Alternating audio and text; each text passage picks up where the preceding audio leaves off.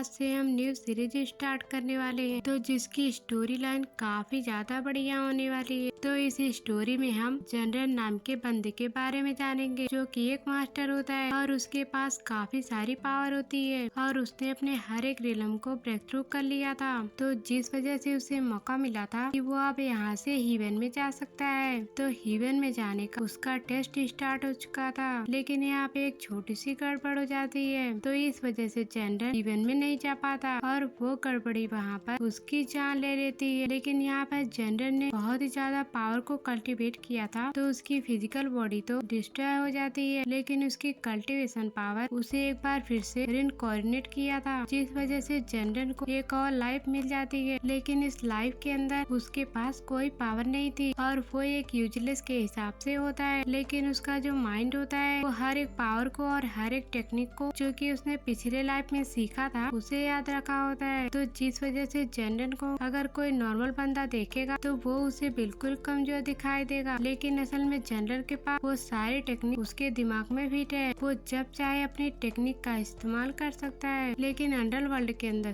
जो डीमन लोग रहते थे उन लोगों ने जनरल को एक चुनौती दी थी कि अगर वापस से जनरल ने इमोर्टेलिटी हासिल करने की कोशिश की और दोबारा उसने हीवन में जाने के लिए ट्राई किया तो वो पूरे के पूरे वर्ल्ड को डिस्ट्रॉय कर देंगे। तो अब ये जनरल के हाथों में है कि वो दोबारा से खुद को हीवन में बेचना चाहता है या फिर डीमन के हाथों में पूरे वर्ल्ड को बर्बाद होने देना चाहता है। तो यही वजह थी कि जनरल वहाँ से एक छोटे से गांव में आ जाता है जहाँ पे उसे कोई भी नहीं पहचानता था। तो वहाँ पे आने के बाद उसे एक छोटा बच्चा दिखाई देता है जिसे वो अपने सर्वेंट की तरह बना लेता है। असल में उस बच्चे को सारे बुली किया करते थे, लेकिन वो बच्चा कोई मामूली बच्चा नहीं था और वो पैदा ही हुआ था एक खास तरह से, यानी कि बचपन में उसका फ्यूचर डिसाइड कर दिया गया था कि वो आगे चलकर बहुत ही ज्यादा पावरफुल कल्टीवेटर बन के दिखाएगा। तो जिस बारे में वो खुद भी हैरान था और उसे खुद भी नहीं पता था कि वो इतना ज्यादा अनोखा इंसान है। तो इसलिए जनरल डिसाइड करता है कि वो उस बच्चे को पावरफुल बनाने में मदद करेगा और जितनी भी टेक्निक उसने सीखी है वो सारी टेक्निक उस बच्चे को सिखाएगा ताकि वो बच्चा भी इमोर्टेलिटी हासिल कर सके। तो अब हम यहाँ से इस स्टोरी को स्टार्ट करते हैं। तो स्टोरी की स्टार्ट में हमें किन्सन नाम के एक सेक्ट का सीन दिखाया जाता है। तो वहाँ पे ऐलान कर दिया गया था कि कोई भी यहाँ से 300 किलोमीटर की दूरी पे ना जाए। तो यहाँ पे एक बैरियर लगा दिया गया था, तो किसी को भी इसके बाहर जाने की जरूरत नहीं है, क्योंकि आज ही के दिन इस कॉन्टिनेंट के सबसे ज्यादा पावरफुल कल्टीवेटर जनरल हीवन में जाने वाले हैं। तो उनका ट्रायल होगा। तो कोई भी अगर 300 किलोमीटर की दूरी पे है ना, तो हो सकता है वो जनरल का ट्रायल पूरा करने में थोड़ी परेशानी डाल दे। तो इसलिए आज के दिन सभी को सेक्ट के अंदर ही रहना है। तो फिर किन्सन सेक्ट भी पूरी तरीके से तैयार होता है अपनी सेफ्टी को देखते हुए। तो वहीं पे हम एक छोटे से सेक्ट को देखते हैं जहाँ पे एक जाऊ नाम की लड़की बैठी होती है। तो उसके पास एक डीमन था जिसको बंदी बना लिया गया था, जो कि अंडरवर्ल्ड से आता है। तो यहाँ पे जमीन के ऊपर तो इंसान रहते हैं, लेकिन जमीन के अंदर जो अंडरवर्ल्ड है वहाँ पे डीमंस रहते हैं जो कि इंसान को पसंद नहीं करते। तो किन्सन सेक्ट वालों ने जब यहाँ पे डीमन को देखा तो उन लोगों ने उसे बंदी बना लिया। तो उसे बंदी बनाने के बाद यहाँ पे कमरे में बंद करके रखे थे। तो इसके बाद जनरल को हीवन में जाने के लिए वो कोई रुकावटें ना डाल दे। तो जब उसको यहाँ पे बांध के रखा गया था तो उसके सामने सिस्टर चाओ को भी रखा गया था, जो कि यहाँ पर उस डीमन के ऊपर नजर रखे। तो अगर वो कुछ भी गड़बड़ी करता है तो फिर चाओ की जिम्मेदारी है वो उसकी जान ले ले। तो वो डीमन यहाँ पर सिस्टर चाओ को अपनी बातों में उलझाने की कोशिश कर रहा था ताकि वो यहाँ पर उसकी बातों में आ जाए और जो रस्सियाँ उसके हाथ में बंधी हुई है वो उसे खोल दे। इसके बाद डीमन जनरल के हीवन में जाने की जो टेस्ट हो रहा उसमें रुकावट डाल देगा, तो जिस वजह से वो हीवन में नहीं जा सकता। लेकिन सिस्टर चाओ जो होती है वो एक नंबर की एटीट्यूड वाली बंदी होती है, तो उसको कोई फर्क नहीं पड़ रहा होता है कि वो डीमन यहाँ पे कुछ भी क्यों ना कहे। वो तो ना यहाँ पे हाँ कह रही थी ना तो ना कह रही, चुपचाप यहाँ पर उसके ऊपर नजर रखे थी। तो डीमन अपनी पूरी कोशिश कर लेता है ताकि वो मिस्टर जाओ अपनी बातों में फंसा सके, लेकिन वो उसकी बातों में नहीं आती। तो जिस वजह से डीमन काफी ज्यादा गुस्सा हो चुका था कि तभी वहाँ पे किन्सन सेक्ट का जो लीडर होता है वो गुजर रहा होता है। तो जैसे उसको पता चलता है यहाँ पे डीमन जो है वो सिस्टर जाओ को अपनी बातों में उलझाने की कोशिश कर रहा है, तो वो लीडर वहाँ पे अपनी फ्लाइंग स्वॉर्ड का इस्तेमाल करता है। तो उसकी मदद से सीधा का सीधा उसने उस डीमन के ऊपर अटैक कर दिया था। तो जिस वजह से एक ही अटैक के अंदर उस डीमन का वहाँ पे खेल खत्म हो जाता है। तो डीमन को मारने के बाद किन्सन सेक्ट का जो लीडर था वो सारे डिसाइपल से कहता है आखिर तुम लोग किस तरह से काम कर रहे हो। तो तुम्हारे आंखों के सामने जहाँ पर एक डीमन आ गया तभी तुम लोगों ने उसे नहीं रोका। देखो आज का दिन बहुत ही बड़ा है क्योंकि इस सारे के सारे कॉन्टिनेंट में सभी लोग एक साथ आ चुके हैं ताकि हम लोग यहाँ देख सके कि किस तरह से चंद्रन हीवन में जाते हैं। तो इसलिए इस सेक्ट की जिम्मेदारी है कि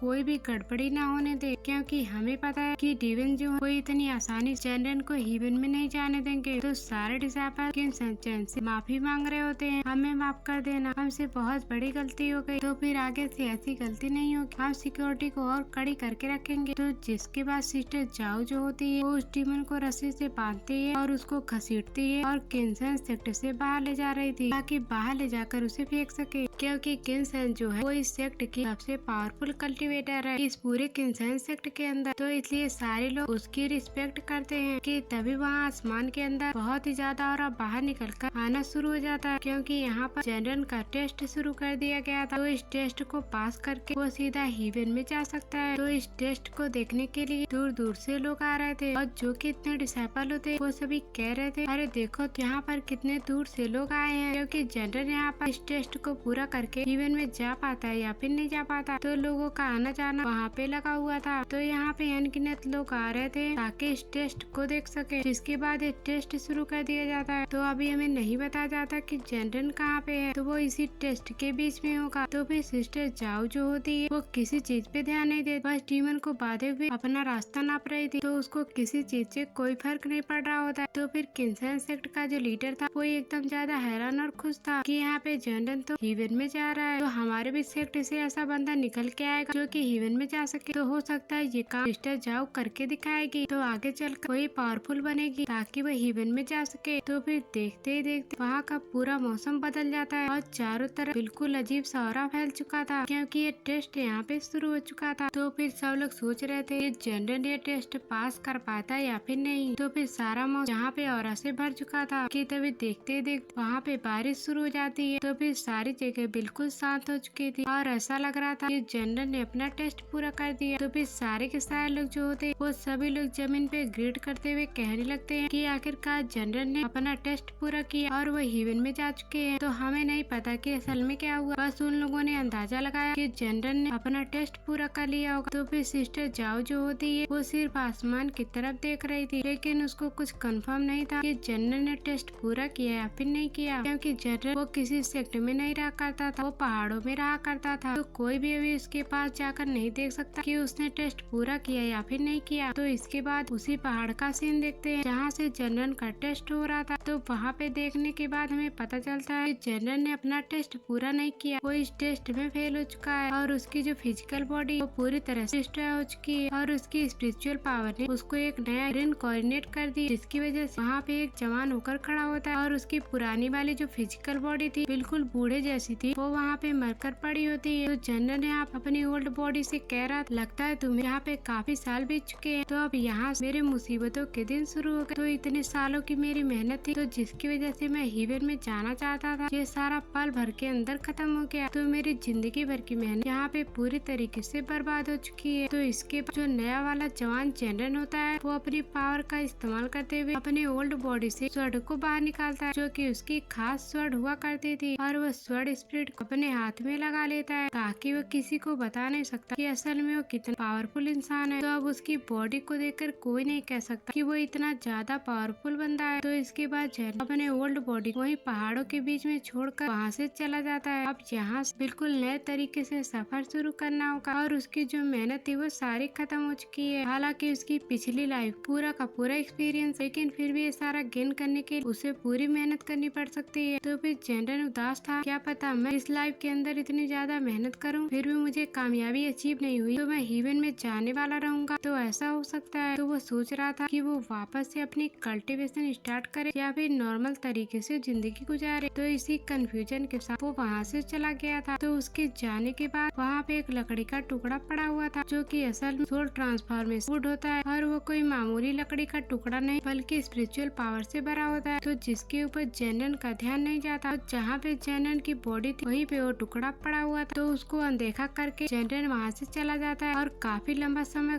तय करने के बाद तो वो आगे बढ़ते हुए एक छोटे से गांव के अंदर पहुँच जाता है। तो इस गांव में आने के बाद ना वो किसी को पहचानता था ना कि गांव के कोई और लोग उसको पहचान रहे होते हैं। तो जनरल वापस से उस जगह पे नहीं जा सकता जहाँ पे वो पहले रहा करता था, क्योंकि सभी लोग उसे पहचान लेंगे कि वो जनरल है जिसने अपना टेस्ट पूरा नहीं किया और ये वापस अर्थ पे आ चुका है, क्योंकि सभी को अभी भी लग रहा हो वो हेवन में जा चुका है। तो किसी को रियलिटी नहीं पता थी कि जनरल असल में यहीं पे मौजूद है और उसके साथ इतना बड़ा हादसा हो गया। तो उस गांव में आने के बाद जो बच्चे होते हैं वो जनरल को देखकर घबरा रहे होते हैं, क्योंकि उसके कपड़े बिल्कुल अलग थे, बिल्कुल किसी इमोर्टल कल्टिवेटर जैसे, और गांव के कपड़े बिल्कुल अलग होते हैं। तो इस वजह से उन्हें लग रहा था कि यहाँ पे कोई आउटसाइडर आ गया जो कि हमें नुकसान पहुँचा सकता है। तो फिर बच्चों ने बात अपने पेरेंट्स को बता दी थी। तो इसलिए पूरा गाँव आकर चला आता है जनरल के पास ताकि वो पूछ सके असल में बंदा है कौन और यहाँ पे क्या करने के लिए आया है। तो फिर सारे लोग कहते हैं क्या पता ये कल्टिवेटर होगा जो कि किसी पावरफुल सेक्टर से यहाँ पे आया है। तो इसका लुक और कपड़ा देखकर तो ऐसा लग रहा है ये मामूली इंसान नहीं होगा। तो फिर सारे के सारे आपस में बहस करने लगते हैं कि तभी वहाँ पे गांव का चीफ आ जाता है और जैसे ही चीफ ने जनरल को देखा था वो समझ चुका था ये मामूली बंदा नहीं, जरूर कोई मास्टर होगा जो कि इस गांव को देखने के लिए आया है। वो चीफ वहाँ जनरल के सामने ग्रीट करते हुए कहता है सीनियर मुझे पता है आप यहाँ पे मास्टर है, लेकिन मुझे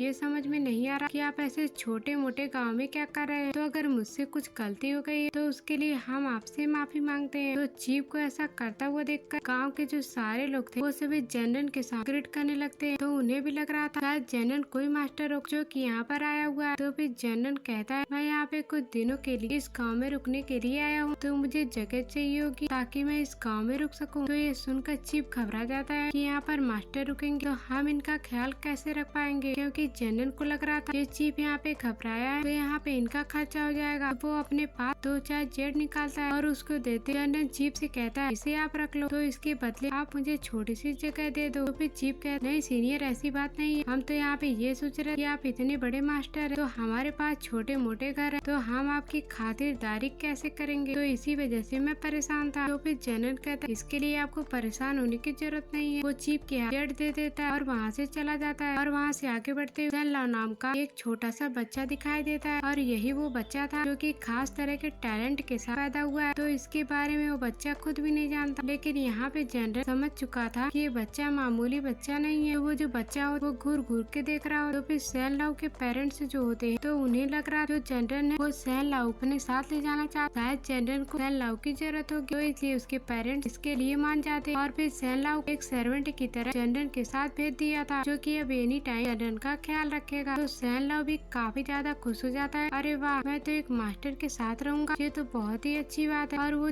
वहाँ का सबसे अच्छा घर दिखाता है और वहाँ की साफ सफाई कर देता है ताकि यहाँ पर आराम से जनरल रह सके। और उसके बाद सैन जनरल को बता रहा हो कि गांव में किस तरह के लोग रहते हैं और यहाँ पे क्या काम करते हैं। और वो यहाँ मास्टर जनरल सारी चीजें सिखा रहा था और वो यहाँ जनरल को खेती करना सिखाता है और बहुत तरह की चीजें सिखाता है जैसे कि गांव के लोग करा करते हैं। तो शुरुआत में जनरल को सारी चीजें अच्छे से समझ में नहीं आती, लेकिन धीरे धीरे करते वो सारी चीजें सीख जाता है और वो बिल्कुल परफेक्ट बन चुका था। तो सैन लाओ ये देखकर हैरान रह चुका था, अरे वाह मास्टर तो कितनी आसानी सारी चीजें सीख गए और उन्होंने पूरे के पूरे खेत फसल लगा दी और वो भी चुटकियां बजाते हुए, ये तो काफी ज्यादा कमाल की बात है। तो फिर सैन लाओ जो वो मास्टर का अच्छे से ख्याल रखता है। तो जनरल ने आप सैन लाओ से कहता है क्या तुमने कभी कल्टीवेशन के बारे में सुना है, क्या तुमने ट्राई किया। तो फिर सैन लाओ कहता हाँ मास्टर पिछले साल यहाँ पे एक ओल्ड मैन आए थे तो जिनके पास थोड़ी बहुत कल्टीवेशन पावर थी, तो उन्होंने मुझसे कहा वो मुझे कल्टीवेशन करना सिखाएंगे और कल्टीवेशन से जुड़ी हुई किताबों को समझना सिखाएंगे। लेकिन क्या शायद मेरी किस्मत अच्छी नहीं थी और कुछ दिनों पहले वो मर चुके हैं, तो उनके मरने के बाद कोई भी यहाँ पे ऐसा नहीं है जो कि मुझे कल्टीवेशन के बारे में सिखा सके। तो मुझे अभी तक कल्टीवेशन से जुड़ी हुई चीजें जो कि किताब में लिखी होती है मुझे वो भी पढ़ना नहीं आता। ये सुनकर जनरल कह रहा होता है देखो यहाँ मैंने बहुत कल्टीवेशन से जुड़ी हुई किताबें पढ़ी। तो वो सैन लाओ को अपने बारे में बता देता है असल में वो कौन और उसके साथ किस तरह का हादसा हो गया। तो ये सुनकर सैन लाओ एकदम ज्यादा हैरान हो चुका था कि मास्टर सच में बहुत ही पहुंची हुई चीज है। तो जनरल ने सैन लाओ से कहता है मैं यहाँ पे तुम्हारी मदद करूँ कल्टीवेशन पावर को सीखने में, तो तुम ट्राई और कल्टीवेशन सीखने की कोशिश करना और जहाँ पे तुम गलती कर रहे होगे ना वहाँ पे मैं तुम्हें सिखा दूंगी किस तरह से गलतियों को सुधार सही किया जा सकता है। तो तो ये सुनकर सैन काफी ज्यादा खुश हो चुका था। अरे वाह मास्टर मेरी मदद करेंगे तो मैं बहुत जल्द मास्टर जैसा पावरफुल बन जाऊंगा। तो दूसरी तरफ हम अंडरवर्ल्ड का सीन देखते हैं, तो जहाँ पे कई सारे डीमन रहा करते हैं और जहाँ पे सारे डीमन ने मिलकर एक डीमन को बहुत ही ज्यादा मारा था और वो उसे मार मार लावे में फेंकने की तैयारी कर रहे होते हैं। और उससे पहले हम लकड़ी का टुकड़ा देखा था ना, तो जिसका सोल ट्रांसफॉर्मेशन था, जिसका इस्तेमाल अंडरवर्ल्ड के डीमन करते हैं, लेकिन उनके पास तो टुकड़ा गायब हो गया था। तो उन्हें शक हो गया कि इसी डीमन उस टुकड़े को गायब किया होगा, तो इसीलिए वो उसे मार मार उसे अधमरा कर देते हैं ताकि वो उसे बता दे कि वो लकड़ी का टुकड़ा कहाँ पे है। लेकिन उस डीमन को यहाँ पे कुछ भी नहीं पता था कि वो लकड़ी का टुकड़ा कहाँ चला गया, जो कि टुकड़ा हमने असल में देखा कि वहाँ पे मौजूद जहाँ पे जनरल की गोल्ड वाली बॉडी है, तो वहीं पे वो टुकड़ा पड़ा हुआ था। तो फिर बाकी जो डीमन होते हैं उस सभी डीमन को लावे के अंदर फेंक देते हैं, क्योंकि उनके ऊपर शक था कि उसने उस लकड़ी के टुकड़े को चोरी किया हो ताकि बाद में चल उसका इस्तेमाल कर सके। तो उसके बाद सारे लोगों ने मिलकर उस डीमन की जान ले ली। तो यहाँ पे कुछ डीमन कह रहे कि अगर यहाँ पे लीडर को पता चलेगा कि वो लकड़ी का टुकड़ा गायब हो चुका है तो बहुत ही बड़ी गड़बड़ हो सकती है, तो हमें जल्द से जल्द इस मैटर को सुलझाना पड़ेगा ताकि आगे चल ये मामला बड़ा ना हो जाए। तो इसलिए यहाँ से जल्दी से जाओ और किसी न किसी को भेज ताकि बचे हुए टुकड़े हम हासिल कर सके। अब रात में सैनलाव जो होता वो कल्टीवेशन करते हुए अपना ध्यान लगाने की कोशिश कर रहा कि पहले खुद की बॉडी स्टेबल करने की कोशिश कर रहा होता है, जैसा कि उसे जनरल ने करने के लिए कहा। लेकिन जनरल बताता है तुम यहाँ पे गहरी सांसें ले रहे हो, ऐसा नहीं करना है, तुम्हें सबसे पहले खुद के मन को शांत करना है, तो उसके बाद आराम आराम यहाँ पे सांस लेनी है, तो जिसके बाद तुम्हारी बॉडी हल्की हो जाएगी और उसके बाद तुम आगे का कल्टीवेशन शुरू कर सकते हो। तो ये सुनकर सैनलाव भी हैरान हो जाता है, वह मास्टर को कितनी सारी चीजें पता है और वो उसकी मदद करेंगे कल्टीवेशन करने में। तभी सैनलाव जो वो वहाँ पे कीड़े मकोड़े को पकड़ना शुरू कर देता है, तो जिसके साथ वो खेल सके। जनरल यहाँ पे सारी चीजें बता रहा होता, लेकिन सैनलाव कीड़ों के साथ खेल रहा होता है, वो तो वहाँ पे मस्ती कर रहा होता है। और जैसे ही सैनलाव को ये करते हुए देखता है तो सैनलाव घबरा जाता है और वो तुरंत ही जनरल के पास आता है ताकि वो जनरल शराब निकाल कर दे सके। और शराब निकालते हुए जनरल से कहता है मास्टर आप बड़े शांत लग रहे हैं, क्या आप कुछ सोच रहे हो यहाँ पे बैठे बैठे? तो फिर जनरल बताता है हाँ मैं बिल्कुल कुछ सोच रहा, तो मैं ये चीज सोच रहा आज से करीब 1000 साल पहले कि मैंने 3000 साल तक मेहनत की और जैसे ही मैं हीवन में जाने वाला था तो सब कुछ खत्म हो गया और देखो मेरी 3000 साल की जो मेहनत थी वो पूरी तरीके से खत्म हो चुकी है। तो मैं अब एक ऐसी बॉडी के अंदर हूँ जिसके पास कुछ भी पावर नहीं है, हालांकि मेरे सोल के अंदर अभी भी पावर मौजूद है, लेकिन मेरी फिजिकल बॉडी उतनी ज्यादा स्ट्रांग नहीं है। तो इसलिए मैं सोच रहा था कि मेरे साथ क्या हुआ, तो मुझे पहले पता होता तो मैं पहले कभी 3000 साल बर्बाद नहीं करता, तो मैं कभी कल्टीवेशन नहीं सीखता। लेकिन सैनलाव कहता है मास्टर आप अभी कितने ज्यादा जवान है, तो अगर आपने यहाँ पर वापस से कोशिश की ना तो आप फिर से उतनी ज्यादा मेहनत कर जीवन में जा सकते हैं। तो मुझे पूरी की पूरी उम्मीद है कि आप एक काम जरूर कर लेंगे। लेकिन जनरल कहता है ऐसा नहीं होता, तो मैं वापस से नहीं जानती कि मैं वापस 3000 साल तक मेहनत करूं और वापस से वही चीज हो जाए जैसा कि पिछली बार हुआ, जिससे मेरे हजारों साल की मेहनत पूरी तरीके से बर्बाद हो जाएगी। तो मैं यहाँ पर इस चीज से परेशान हो चुका हूँ और मुझे यहाँ बोरिंग फील हो रहा है, ना तो हम फ्यूचर को कंट्रोल कर सकते हैं ना ही उसे देख सकते हैं। कल्टीवेशन का सफर बिल्कुल आसान नहीं होता है और इसमें बहुत सारी मुश्किलें आती हैं और न जाने इतनी मुश्किलों को सहन करने के बाद तुम्हारे साथ कुछ ऐसा हो जाए जिससे तुम्हारी सारी मेहनत खत्म हो जाए तो तुम्हें कितना बुरा लगेगा। तो वही चीज आज मैं महसूस कर पा रहा हूँ, तो इसीलिए अभी तक मैंने डिसाइड नहीं किया कि मैं वापस उसी कल्टीवेशन के रास्ते में जाऊंगा या फिर बिल्कुल इसी तरह नॉर्मल तरीके से अपनी जिंदगी गुजारूंगा। तो इसी तरह से ये दोनों जो होते यहाँ पे आपस में काफी देर तक बातें कर रहे होते और ये लोग जब बातें कर रहे थे तभी पास एक बूढ़ा आदमी गुजरा जिसका नाम मास्टर लू होता है और असल में मास्टर किन्सन सेक्ट का मास्टर है। किन्सन सेक्ट वालों मास्टर लू को ऑर्डर दिया कि उन्हें दूर दूर गाँव में जाकर और वहाँ पे कोई ऐसा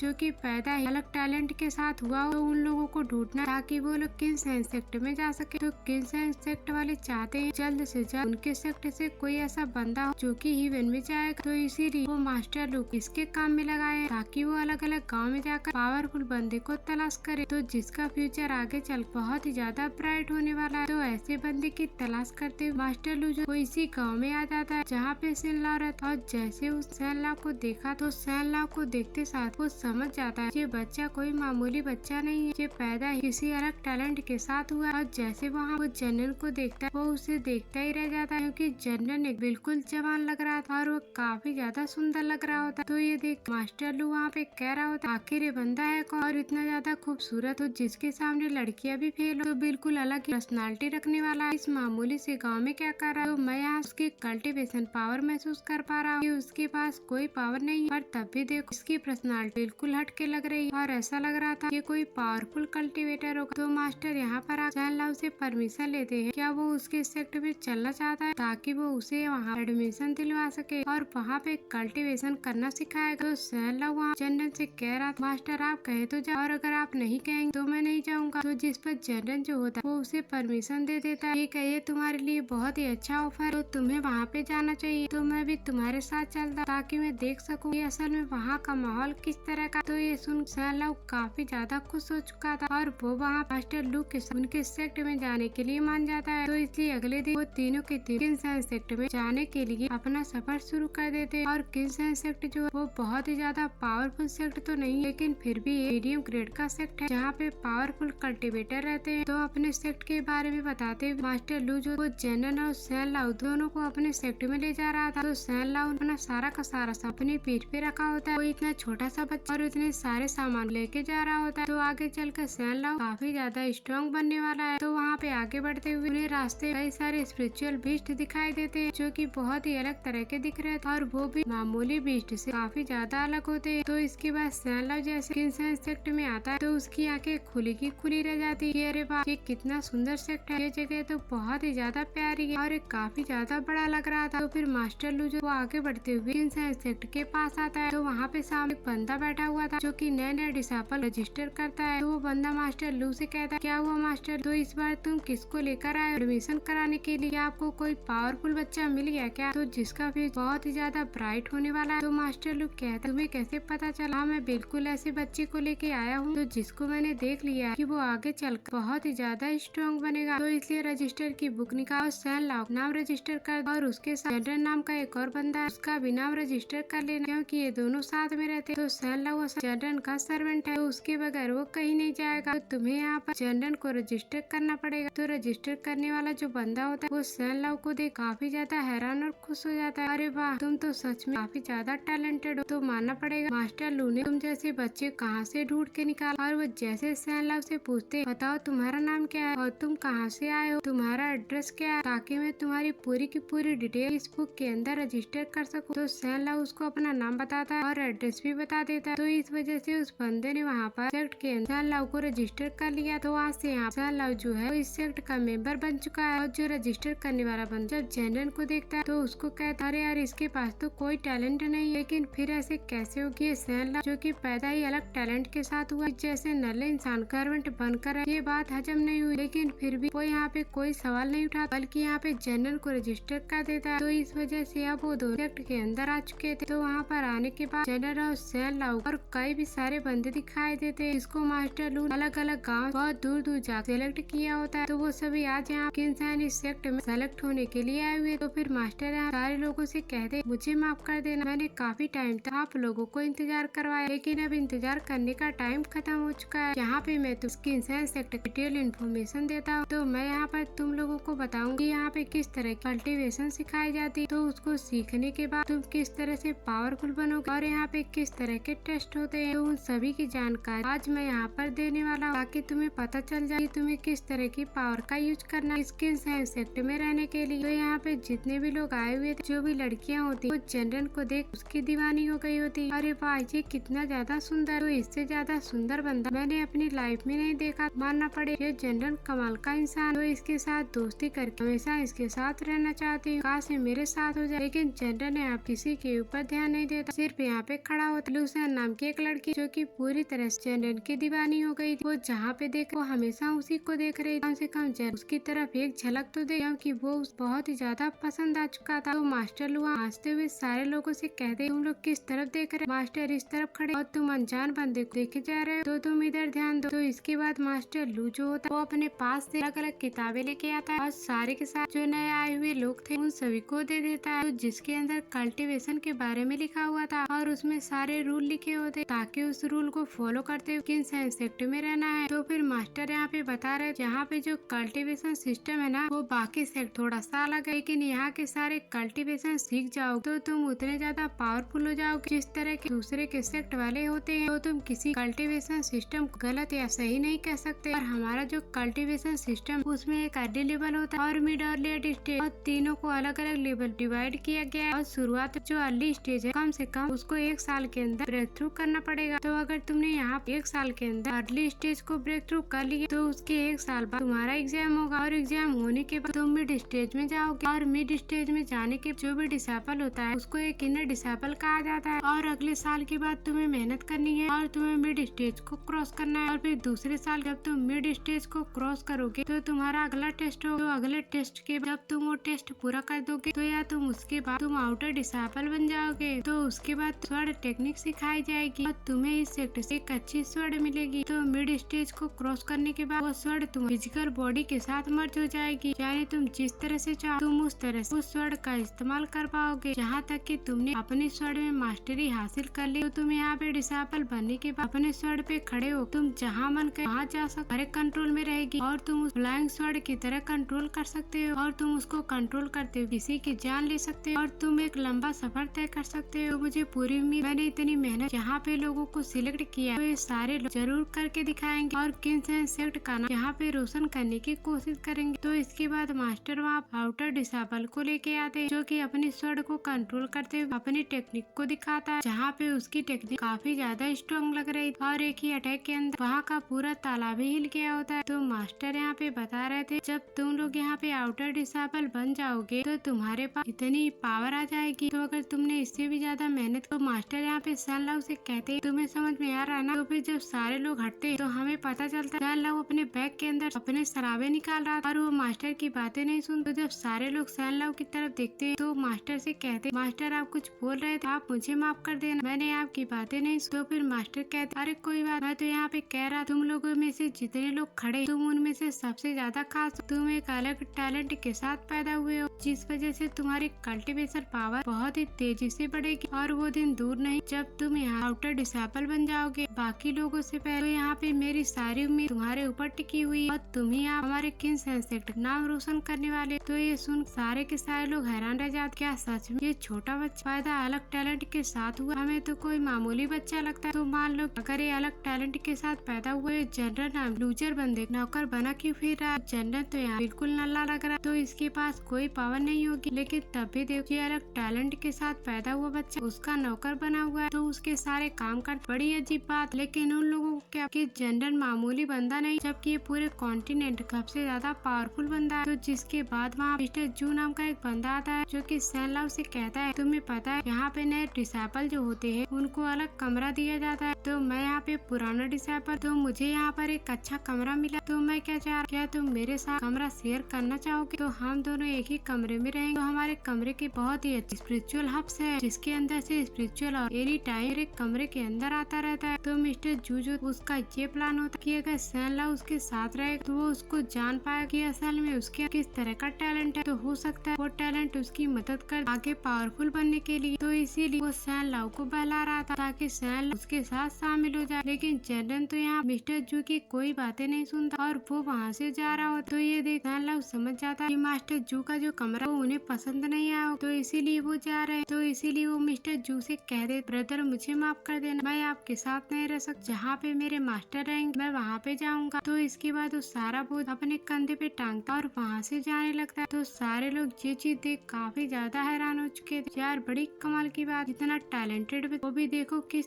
जनरल के पीछे पड़ा रहता है। तो आखिरकार ये जनरल है क्या, ये कोई मामूली कल्टी या कोई अनोखी चीज है जिसके बारे में हमें पता नहीं चल रहा। तो इसके बाद दोपहर में जनरल जो अपने कमरे में आता है और वही किताबें पढ़ रहा था जिसमें रूल्स लिखे होते, और जनरल ने डिसाइड नहीं किया कि वो किंग्स एंड सेक्ट के साथ रहेगा या फिर नहीं रहेगा, क्योंकि उसे अच्छा नहीं लग रहा कि ऐसे नए आए हुए डिसेबल के साथ वो रहे, क्योंकि बाहर से कोई जवान और कम उम्र का लगता है लेकिन असल में वो काफी उम्र का है और उसके पास पहले से एकदम टॉप लेवल का नॉलेज है। वो इतने छोटे मोटे कल्टीवेटर के साथ रह के क्या ही कर लेगा। तो दूसरी तरफ उसी डीमर वर्ल्ड को देखते हैं जहाँ पे उन लोगों जिस डीमन पे शक थी वो लकड़ी का टुकड़ा चुराया या फिर उसे गायब किया, उसे काल कोठरी में बंद कर दिया होता है। असल में उन लोगों ने मारा नहीं बल्कि उस लावे के अंदर उसे फेंका और उसके नीचे एक जेल होती जहाँ पे कैद कर उस डीमन को रखा गया और वो डीमन वहाँ काफी ज्यादा घबराया होता है। तो ये सीन दिखाते साथ ये एपिसोड यहीं पर एंड हो जाता है। Thanks for watching.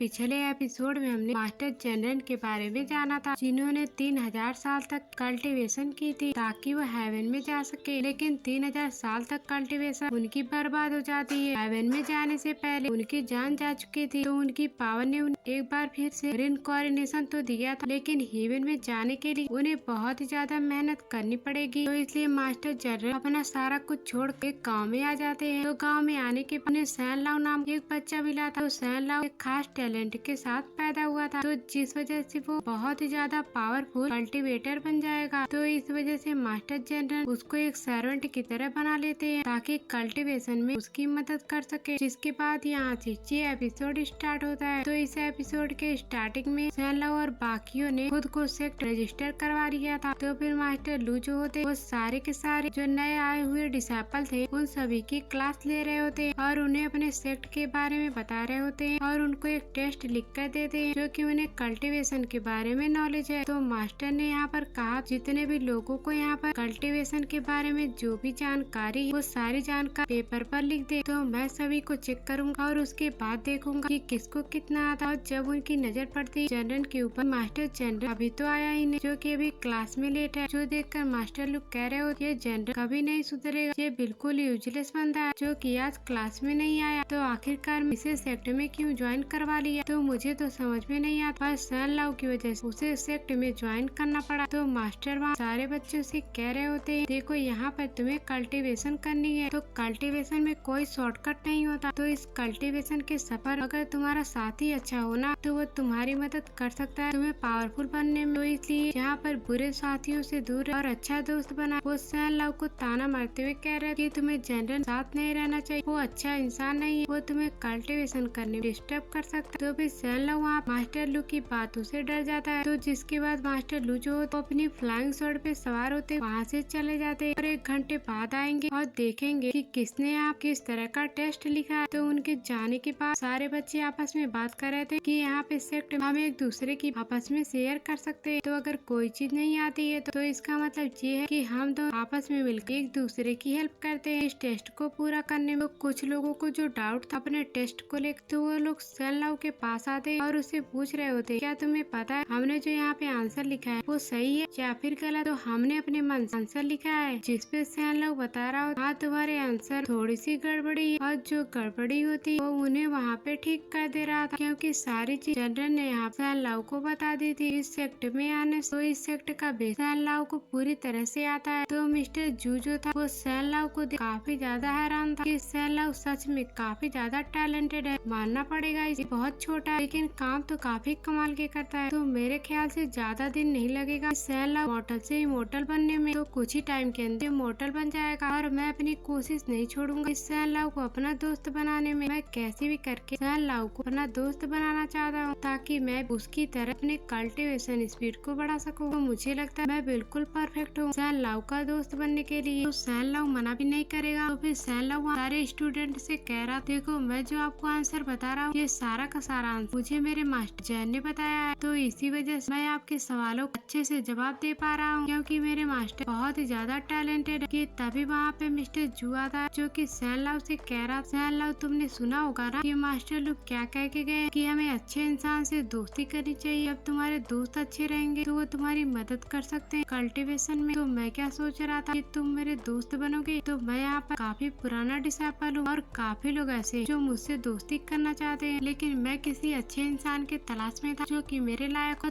तुम मुझे बिल्कुल परफेक्ट लगते हो, तो हम दोनों यहाँ एक दूसरे के दोस्ती का हाथ बढ़ा सकते हैं। लेकिन सैन लाओ कहता है नहीं मैं तुमसे दोस्ती नहीं कर सकता, जो काम मेरे मास्टर जनरल कहने के लिए कहेंगे मैं वही करूँ। तो उनके परमिशन के खिलाफ मैं कभी नहीं जा सकता। तो मिस्टर जू कहता है अरे यार तुम खुद को देखो, तुम पैदा एक अच्छे टैलेंट के साथ हुए हो और तुम्हारा फ्यूचर कितना ब्राइट है, लेकिन तुम जनरल जैसा घटिया इंसान के पीछे क्यों पड़े रहते। उसके पास ना तो कल्टीवेशन पावर और ना ही कोई नॉलेज है, तो तुम्हें उस जैसे इंसान से दोस्ती नहीं करनी चाहिए। तो तुम जितना उससे दूर रहोगे ना उसमें तुम्हारा ही फायदा है। तो अगर तुम उसके साथ रहो तो तुम आगे चल उसके जैसे बन जाओगे। तो फिर ये सुन सैन लाओ को काफी ज्यादा गुस्सा आ जाता है। तो मास्टर जू से कहता है आप अपनी जबान संभाल करके बात करिए, आप मेरे मास्टर के बारे में इस तरह से बात नहीं कर सकते। और जो चीज जहाँ पे स्टूडेंट को सिखा रहा हूँ वो चीज मास्टर ने मुझे पहले से सिखा दी थी। तो मेरे मास्टर इतने ज्यादा पावरफुल है कि उनकी एक उंगली पूरे सेक्ट को नचा सकती है। तो तुम लोगों ने क्या समझ के रखा है मास्टर को? तो ये सुनकर सारे के सारे लोग काफी ज्यादा हैरान हो चुके थे। क्या सच में? तो जनरल जैसे लूजर इंसान में कल्टीवेशन का बेसिक सिखाया और उसकी वजह से तुम आंसर दे पा रहे हो? हमें ये बात झूठ लगती है। अगर तुम्हारा मास्टर इतना पावरफुल होता तो जरा उसे दिखाने बोल, तो तुम उसकी पावर दिखाओ तो हम समझ जाएंगे तुम्हारा मास्टर जनरल जो कि लूजर बल्कि बहुत ही ज्यादा टैलेंटेड है। लेकिन लू सेंग कहती मुझे जनरल बहुत ही ज्यादा भरोसा है, मैं तो उसे देखकर समझ चुकी थी वो कोई मामूली इंसान बिल्कुल नहीं है। तो ये सारे यहाँ पे बातें कर ही रहे थे तभी जनरल आ जाता है। तो जनरल वहाँ पे आने के बाद सैन लव से कहता है सैन लव मेरे साथ चल, घर का जो स्टोर है वो खराब हो गया तो मैं खाना गर्म नहीं कर पा रहा, तो तुम्हें अभी मेरे साथ चलना हो। तो सैन लव कहता है ठीक है मास्टर, मैं अभी आपके साथ चलता हूँ। तो यहाँ पे सारे लोग जो वो उससे कहते हैं तू अपने आप को क्या समझता है, जरा अपनी कल्टीवेशन पावर दे और इस बच्चे की कल्टीवेशन पावर दे, ये तो पैदा अलग टैलेंट के साथ हुआ, तो आखिरकार तेरी हिम्मत कैसे हुई तो इतने पावरफुल बंदे को अपना नौकर बनाने की, तो तू खुद को समझता क्या? तो सैन लव मिस्टर जू से कहता है देखो तुम यहाँ मेरे मास्टर के सामने उनकी बुराई मत करो वरना मुझसे बुरा कोई नहीं होगा। तो मिस्टर जू कह रहा था चलो तुम यहाँ पे कह रहे थे ना कि तुम्हारे मास्टर जनरल ने कल्टीवेशन का बेसिक सिखाया है, तो देखो यहाँ कई सारे स्टूडेंट, तो अगर तुम्हें कल्टीवेशन के बारे में नॉलेज है ना तो यहाँ पे खड़े जितने भी स्टूडेंट हर एक का डाउट क्लियर करके दिखाओ। तो अगर वो क्लियर करके दिखा देता है तो मैं मान जाऊंगा कि तेरा मास्टर बहुत ही ज्यादा टैलेंटेड बंदा। तो सैन लव मास्टर जनरल से कहता है आप करके दिखाएंगे ना, ये लोग आपकी इतनी ज्यादा बुराई कर रहे थे तो ये देखकर मुझे बिल्कुल भी अच्छा नहीं लगा, तो इसीलिए आपको दिखाना होगा कि आप क्या कर सकते हैं। तो ये सुनकर जनरल सैन लव से कहता है ठीक है, जब तुम इतना ही कह रहे हो तो मैं सारे लोगों के डाउट क्लियर कर देता हूँ और जब कोई पूछे तब मैं उसके बारे में बता दूंगा। तो वहाँ पे खड़े सारे स्टूडेंट से कह रहा ठीक है आप लोग यहाँ पर अपना डाउट लेकर आ सकते हैं, तो मैं सारे के डाउट क्लियर करने की कोशिश करता हूँ। तो ये सुन जो ईशान होती वो सबसे पहले जनरल के पास आती और वो अपना टेस्ट दिखा रही होती, देखो मैंने यहाँ पर ये लिखा है, देखो अगर इसमें गड़बड़ी है तो इसे सही करके बताओ। तो जनरल यहाँ पे कह रहा था तुमने यहाँ पे डायरेक्ट लिख दिया कि उस वर्ड को कंट्रोल करने के लिए किस तरह की कल्टीवेशन लेवल की जरूरत है, तो तुम्हें अभी इतनी आगे के बारे में नहीं सोचना चाहिए, तो इससे पहले बेसिक को क्लियर करना होगा, तो इसके बाद तुमके के बारे में सोचना है। तो तुम अगर आगे के बारे में सोचोगी ना तो तुम्हारा ध्यान बेसिक पे नहीं जा पाएगा। तो बेसिक कल्टीवेशन के बारे में लिख के सैक को दे देता, तो जो देख मिस्टर जू कह रहा होता लगता है जनरल यहाँ से घर पे गया हो और कुछ कल्टीवेशन से जुड़ी हुई किताबें पढ़ ली होगी, तो इसी वजह से कुछ सवाल आ गया होगा, तो इसने जवाब दे दिया हो। तो मैं देखता हूँ ये बाकी सब जवाब कैसे दे पाता है। तो वहाँ पे दूसरा बंदा आता है, तो वो अपना डाउट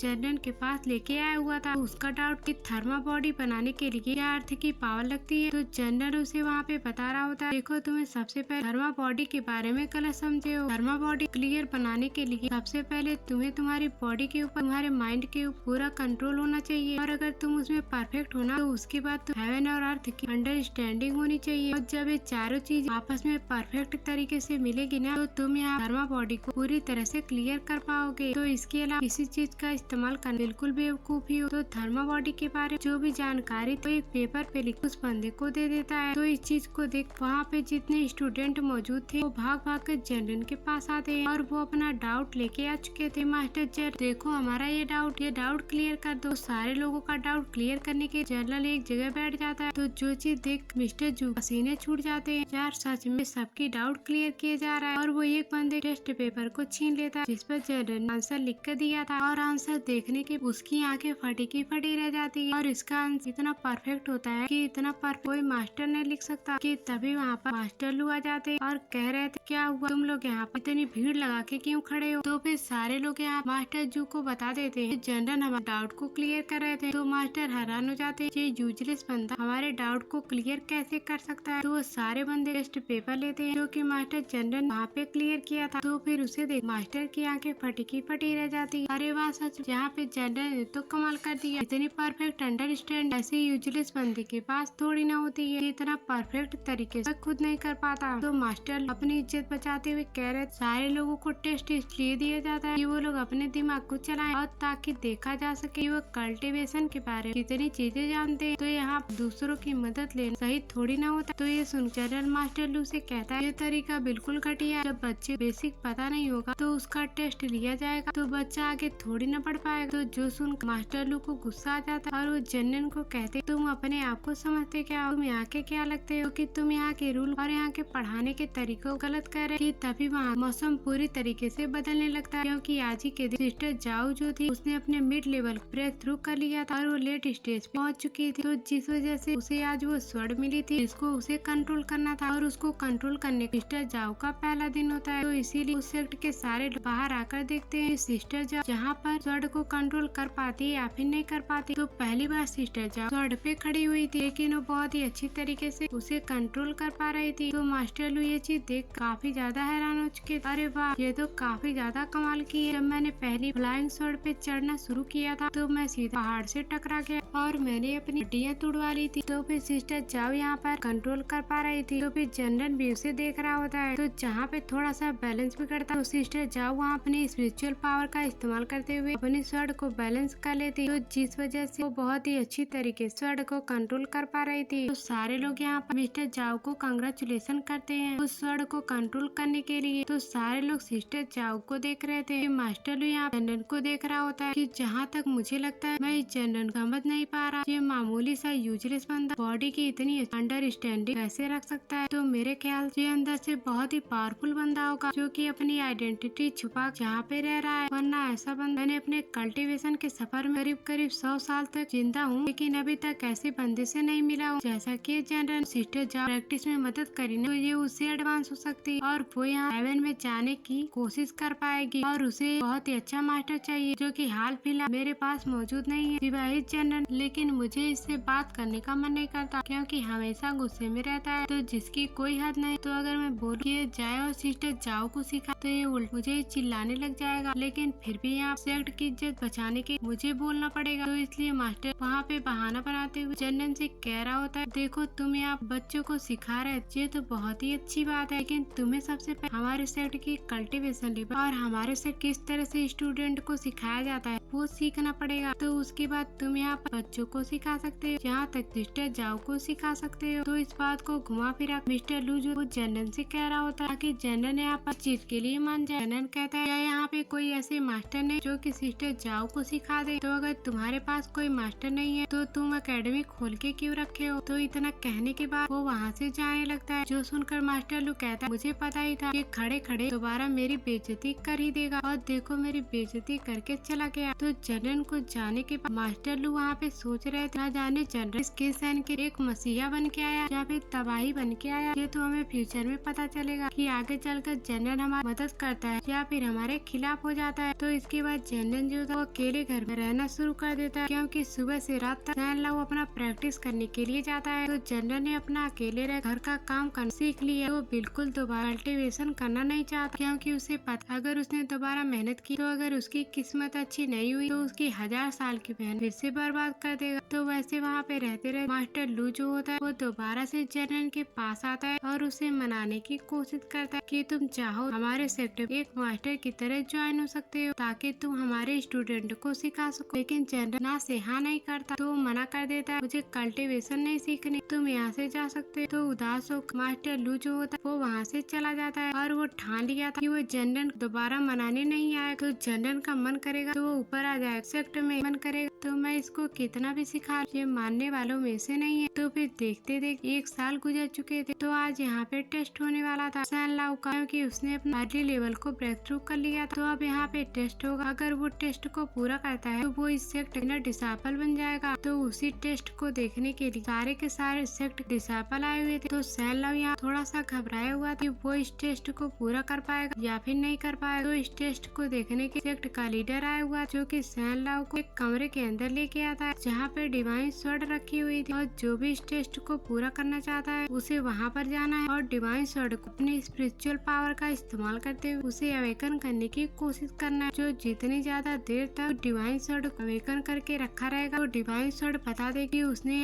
इस टेस्ट को पूरा किया है या फिर नहीं किया है। तो सैन लाओ वहाँ बहुत ही ज्यादा घबराया हुआ था, लेकिन फिर भी अपना शर्ट नीचे करता है और कॉन्फिडेंस बढ़ाने के बाद डिवाइन स्वॉर्ड की तरफ पढ़ना शुरू कर देता है ताकि यहाँ वो इस टेस्ट को क्लियर कर सके। और सैनलाव जैसे ही डिवाइन स्वॉर्ड को हाथ लगाया था कि डिवाइन स्वॉर्ड के अंदर से बहुत ही ज्यादा स्पिरिचुअल ऑरा बाहर निकल कर आना शुरू हो गया था कि divine sword out of control हो जाएगी। तो सारे लोग ये देखकर घबरा जाते हैं आखिरकार ये क्या हुआ। और पूरा का पूरा कमरा यहाँ पे हिल चुका था और उसकी पावर को देख कर यहाँ पर बता देती सैनलाव तुम इस टेस्ट क्लियर कर चुके हो, तो आज से इस सेक्ट के इनर डिसाइपल हो। जो सुनकर सैनलाव के तो एकदम ज्यादा खुश हो चुके थे और वो उसे हवा में उछालना शुरू कर देते। वाह सैनलाव तुमने तो कमाल कर दी, तुमने यहाँ का टेस्ट पूरा किया, तुमने इस सेक्ट का नाम रोशन किया जैसा कि हमें उम्मीद थी। तो अब इनर डिसाइपल सैनलाव यहाँ का बन चुका है, तो वो अपने घर भी नहीं जा सकता और उसे एनी टाइम सेक्ट में रहना होगा। तो इसीलिए जनरल जो वो सैनलाव से कहता हमें नहीं लगता कि हम आगे दोबारा मिल पाएंगे, तो हो सकता है हमें अलग ही जाना पड़ जाए। तो तुम्हारा आगे का सब हो सकता है मुश्किलों से भरा हो, लेकिन कभी पीछे मुड़कर मत देखना, हमें जो एक साथ बिताए उसे भूल जाना और तुम्हें अपनी जिंदगी नई शुरुआत करनी है। तो ये सुनकर सैनलाव वहाँ पे काफी ज्यादा उदास हो चुका था, वो रोते हुए वहाँ से भाग जाता है। नहीं मास्टर जनरल आप अच्छे नहीं है, आपने कहा था आप हमेशा मेरे साथ रहोगे, लेकिन आप तो मुझे यहाँ पर छोड़ के जा रहे हो, आपने अच्छा नहीं किया। तो यहाँ पे अकेले रहते रहते जनरल ने 1 साल गुजार दिए थे, पूरा 1 साल वहाँ अकेला घर पे बैठा हुआ था और अकेला घर पे बैठे बैठे वो पूरी तरह से बोर हो चुका था। तो इसलिए जनरल डिसाइड करता ठीक है मैं यहाँ से जा रहा हूँ, साइंस सेक्ट के अंदर कल्टीवेशन सीखने की कोशिश करूंगा, क्योंकि अकेले रहते रहते मेरा दिमाग गर्म हो चुका है। तो वहाँ पे मुझे सैनलाव मिलेगा तो मैं उसके साथ टाइम स्पेंड कर सकता हूँ, क्योंकि उसके बाद मुझे यहाँ अकेलापन महसूस होने लगा। तो उसके बाद वो दोबारा से सेक्ट की तरफ बढ़ना शुरू कर देता है, तो जिसकी वजह सेक्ट के अंदर वापस टेस्ट की तैयारी शुरू कर दी जाती है। तो सारे डिसाइपल वहाँ पे आ चुके थे, तो सारे लोग कह रहे आज यहाँ पे टेस्ट देने के लिए कौन आ रहा है। तो हमें नहीं पता कोई भी यहाँ इतने जल्दी टेस्ट देने के लिए आएगा और हमें आप अपने अर्ली स्टेज को क्लियर करते इनर डिसाइपल बनने वाले। तो यहाँ पे इनर डिसाइपल का टेस्ट हो रहा है, तो सारे लोग कह रहे हैं यहाँ पे सैनलाव के मिस्टर जूई ऐसा बंदा जिसके पास ऐसा टैलेंट हो, तो हो सकता है आज वो यहाँ इनर डिसाइपल बनने वाला। तो उसके टेस्ट की तैयारी शुरू कर दी गई। तो जैसे वहाँ पर मिस्टर जू आते तो सभी लोग कहने लग जाते अरे मिस्टर जू तो यहाँ पर, तो आखिरकार कौन सा बंदा आ गया है जो कि यहाँ पर टेस्ट देना चाहता है। तो इसके बाद यहाँ जनरल आता है, तो सारे लोग ये देखकर हैरान रह जाते हैं जनरल यहाँ पर अपना टेस्ट देने के लिए। ये तो पिछली बार 1 साल पूरा घर में बैठा हुआ, तो घर में बैठे बैठे इसने अपने लेवल को ब्रेक थ्रू कर लिया क्या, जो कि सीधा का सीधा यहाँ पे इनर डिसाइपल बनने का टेस्ट देने के लिए आया हुआ है। तो जनरल ने किसी की बातों पे ध्यान नहीं देता और सीधा का सीधा कमरे के अंदर चला जाता है, जहाँ पे उस डिवाइन स्वॉर्ड को छूना होगा और वो यहाँ टेस्ट को पास कर लेता है, वो भी इस सेक्ट इनर डिसाइपल बन जाएगा। तो मिस्टर जू एकदम बौखला चुका जी ऐसा कैसे, जो जनरल तो यहाँ पर अपना अर्ली स्टेज घर में बैठे बैठे ब्रेक थ्रू कैसे कर सकता है। तो इस सेक्ट वाले पागल हो गए हैं जो कि इस लूजर बंदे को टेस्ट के लिए भेजती। लेकिन किन्सन कहती देखो तुम्हारी कंफ्यूजन साफ साफ दिख रही है, तुम जनरल से जलते हो इसलिए तुम ऐसी बातें कर रहे हो। तो मैं जब पहली बार जनरल को देखी तभी मैं समझ चुकी थी वो कोई मामूली बंदा नहीं, अभी देखो वो कैसा परफॉर्मेंस दिखाता है और तुम्हारे पास जलन के अलावा कुछ भी नहीं रखा। तो ये लोग यहाँ पे बातें कर ही रहे थे कि तभी डिवाइन स्वॉर्ड के अंदर इतना भयंकर और बाहर निकलता है कि वहाँ पे पूरा भूकंप आ चुका था, क्योंकि जनरल डिवाइन स्वॉर्ड के ऊपर हाथ लगाने से ये डिवाइन पागल हो चुकी थी, वो उसके पावर हैंडल नहीं कर पाती कि तभी वहाँ पे भूकंप आ चुका था। तो जिसके बाद जनरल आसानी के कमरे के बाहर निकल कर आ जाता है। तो उसको देख सारे लोग मुंह खुला का खुला रह गया कि आखिरकार ये कैसे पॉसिबल कि डिवाइन स्वॉर्ड हाथ लगाते साथ ही यहाँ पे भूकंप आ गया। तो डिवाइन स्वॉर्ड सही सलामत है, कहीं वो तो नहीं टूट गई। तो सारे लोग समझ चुके थे ये जनरल मामूली बंदा नहीं, ये बहुत ही पावरफुल कल्टिवेटर है। तो जिसके बाद सारे उसके सामने झुक उसे कांग्रेचुलेशन कर रहे होते। तो सीनियर चैन आपको कांग्रेचुलेशन कि आपने इस टेस्ट को क्लियर कर लिया। कि तभी किन्सन सेक्ट का जो लीडर होता है वो एकदम पागल हो चुका था कि यहाँ से जनरल तो चला गया लेकिन अभी तक डिवाइन स्वॉर्ड कंट्रोल नहीं हो रही। तो जनरल को छूते साथ डिवाइन स्वॉर्ड का कंट्रोल बिगड़ चुका था। तो उस सेक्ट का लीडर समझ जाता है कि कोई नॉर्मल कल्टी। तो वहाँ का लीडर कहने लग जाता है मैं इतने सालों इस सेक्ट के अंदर मौजूद हूँ लेकिन आज तक कभी ऐसा नहीं हुआ था। तो ये सीन दिखाते साथ ये एपिसोड यहीं पर एंड हो जाता है। Thanks for watching.